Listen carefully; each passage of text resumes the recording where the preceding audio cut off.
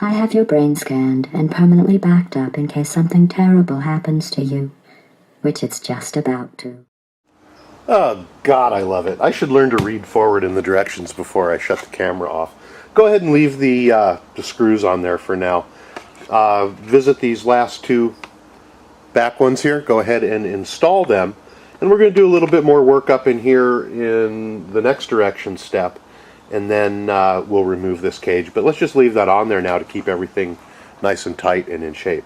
And by the way, if you're wondering where these little screws are that we're using to put this on because you followed my directions, we weren't supposed to use those, and I went ahead earlier and built all my little lights. Well, go steal the screws from them, because that's where they're at. They're in the back of the lights. If you happen to build those, unbuild them, because that's where your screws are to hold your back plate on there. So we went ahead and finished up step number 49 by putting the two screws in the back. And then we're going to step along next to step number 50, which is going to use this little gizmo bobby here, which is, I believe, the spare tire holder. So we'll clean the tree off of that. And this sets in the back, and it looks like we're going to have to poke a few more holes. But if we go from underneath, I'm seeing that it points backwards with the flat portion going towards the back and then the third leg pointing towards the front. But it looks like we need to poke the holes in here from the bottom for these.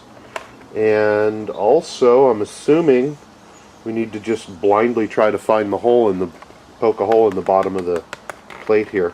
I kind of wish that Axial would have made little dimples in the mold here so we could pre-drill everything, but they didn't, and we'll just have to deal with it. So again, we're going to poke our hole down through the two center gizmos there. Use our hobby knife, or you can use a drill bit or whatever to widen them out, but or a body reamer, or whatever works for you. I'm going to go ahead and ream these out.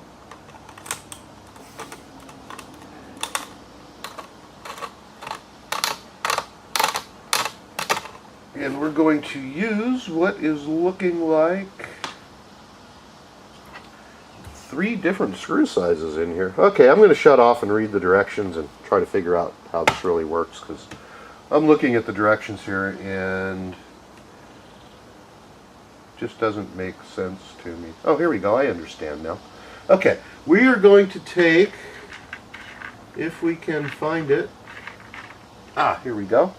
We're going to take this long cap screw, and it looks like we're going to thread this into the bottom center hole of our spare tire holder, and that's what's going to hold the spare tire on. So I'm assuming that we're just going to run that little puppy all the way through. It's a lot of thread.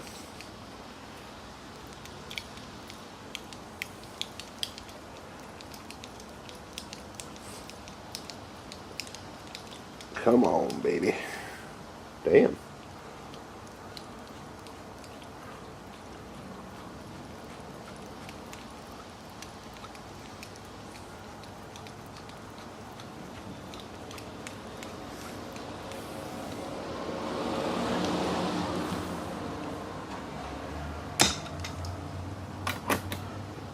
Okay, I'm assuming that that's the way it goes. We might be wrong. We might not be.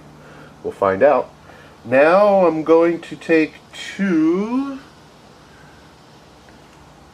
of these wonderful little screws that we have left here, and we are going to go through the bottom here with these screws. I'm just going to put one in for now. Make sure it runs up through our bottom here.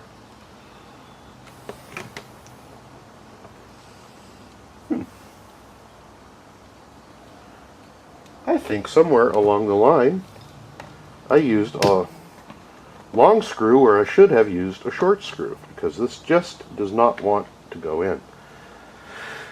So I need to find out where my two short or longer screws went instead of the shorter ones. So I'm going to start to take this apart and find out where I went wrong, and I'll let you know, because I used the wrong screw somewhere. I wonder if it's here. Ah, look at that. That's where it is. Ah, okay. I pilfered a couple, no, that one's too long. I pilfered some screws, and I just got to find out where they are. Be right back. That's exactly what I did. I pilfered them to put on the back of the cage here. So now that we found them again, we're going to go ahead and try this one more time. I'm going to take the longer of the screws. There should be two of them. Put it through the bottom here. We're just going to start with one. And then again, the flat portion goes towards the back. And the triangular leg, the third leg, the big third leg, we all know what that's for. To keep our balance when we have too much to drink. Okay, so we're going to screw that one in. Going to realign up the bottom on this next one. Take our other long screw and put her in.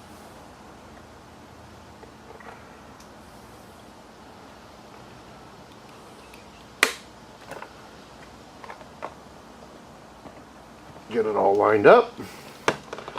Now we're going to have to try to make a hole for the third one. So we're just going to take a guess here and poke. It's kind of looking like the right spot. And I'm going to go through and poke a hole in my finger. I know I am. Okay. And we're going to use the third shorter screw for that one. Hope it lines up.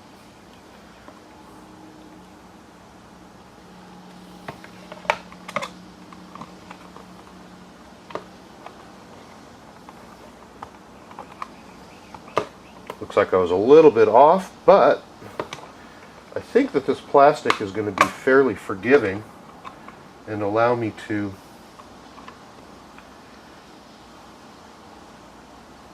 get this in. Well, actually not too far off. There we go. Okay, not bad. Not as bad as I thought it was. Okay, that's screwed on now. I did manage to scratch my paint here, so it looks like I'm going to have to fix that up so I don't have a big scratch mark in the bottom here. So now our spare tire carrier is mounted. And we get to move on now to our next step, which looks like a fun one because we're going to mount the body to this. So let me grab all my stuff out and we'll get it all together here and get her rocking and a rolling. So hang loose. Going to gather up my materials and we'll start again. Okie dokie. Now comes some fun parts. We're going to mount the assembly that we just made to the back of our truck. Yay! I'm going to start to take shape here. There are some dimples in the back here. There's a total of 6. We have 1, 2, 3, 4, 5, 6. And those are going to mount up with the back here. We have 2, 4, 6 holes. So you can get a body reamer, a drill bit, whatever floats your boat. Since I happen to have my little hobby knife handy, that's just what I'm going to use. Ooh, not the best idea. You know what? I'm going to get my little drill bit out. I think that a little bit better suited for a drill bit or a body reamer. It's a little bit thin back in there, so Yeah, right tools. Never hurts to have them. Always screw up when you try to not use them. Do not touch the operational end of the device. Do not look directly at the operational end of the device. Do not submerge the device in liquid, even partially.